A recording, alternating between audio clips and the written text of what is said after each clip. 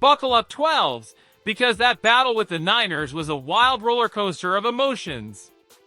Every snap felt like the heartbeat of the 12s was racing faster, swinging between hope, frustration, and that feeling that maybe, just maybe, a historic comeback was about to happen.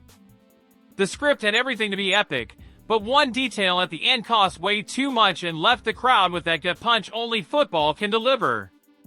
But hold on, because it wasn't all heartbreak. The offense had its flashes, there were real signs of growth, the defense showed it can scare anyone in the league, and on top of that, there's a piece of news that's got everybody worried for the next stretch of games. Want the full story? Stick with me until the end, hit that like, subscribe to the channel and turn on the bell, because this is a story you can't miss. You already know, going up against the Niners is never easy. It's a rivalry, it's history, it's always a trial by fire. And this time was no different. For the 7th time in the last 8 overall meetings, the Seahawks came up short. The most painful part? It was the 4th straight loss at home to San Francisco. That 17-13 final score shows just how close it was, but also makes it clear the mistakes in crunch time cost us the game.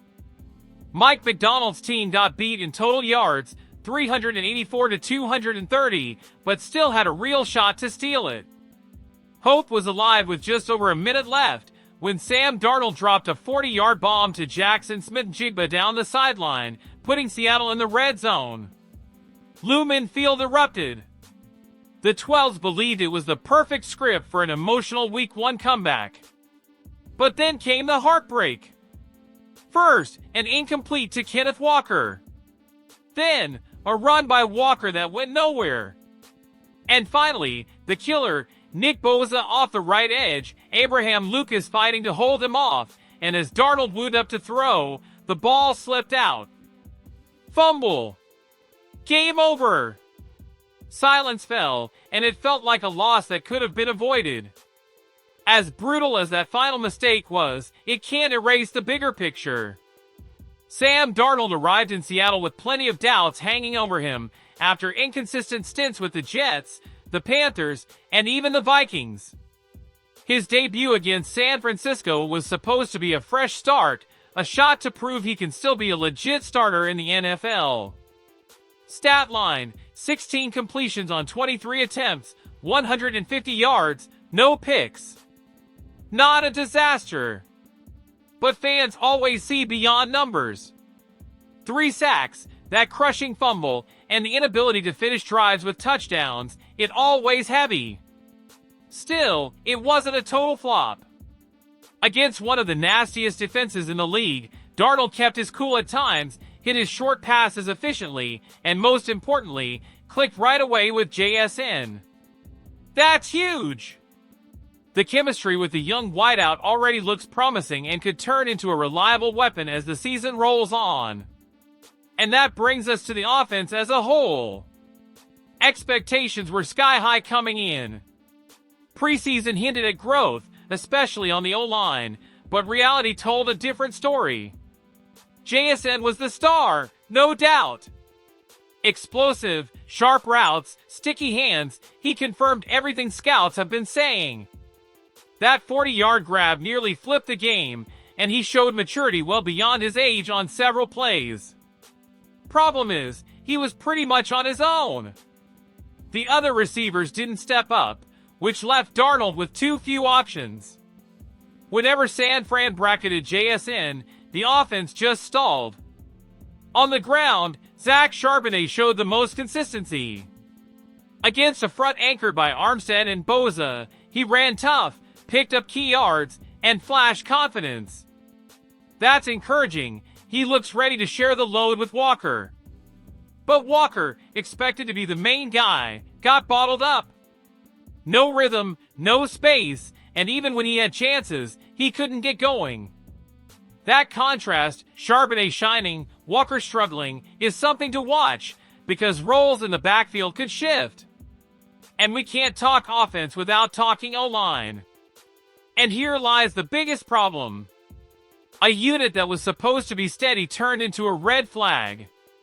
Missed protections, no push in the run game, and in the most crucial moment, total breakdown against Boza. That's alarming. Last season already exposed issues up front, and fans were hoping for improvement.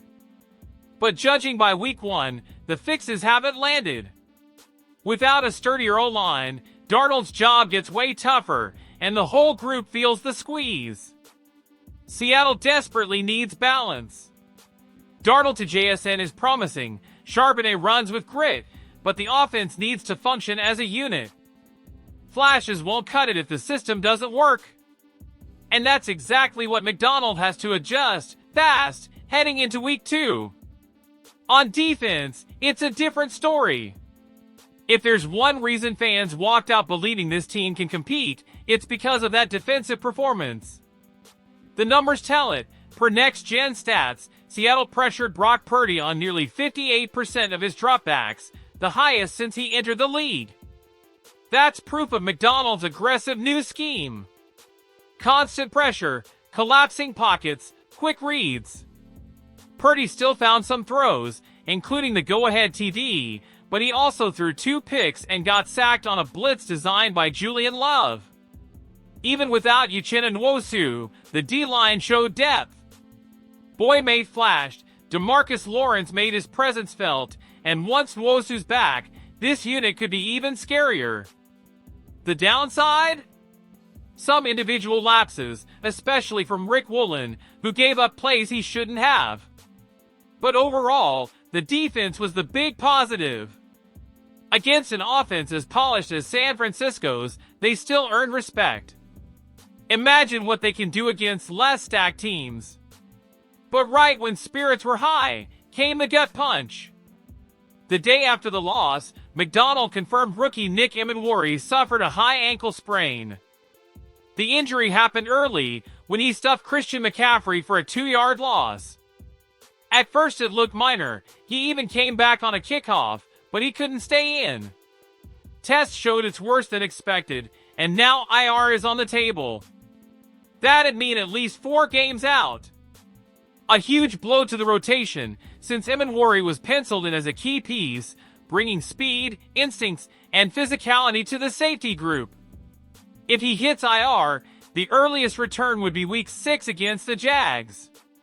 Until then, more weight falls on Julian Love and Kobe Bryant to hold down the secondary. At the end of the day, Seattle let one slip against its biggest rival, but also gave plenty of reasons to believe. The offense is still a work in progress, Darnold finding his footing, JSN shining, Charbonnet grinding, the O-line needing a wake-up call. The defense proved it can be elite, even under fire.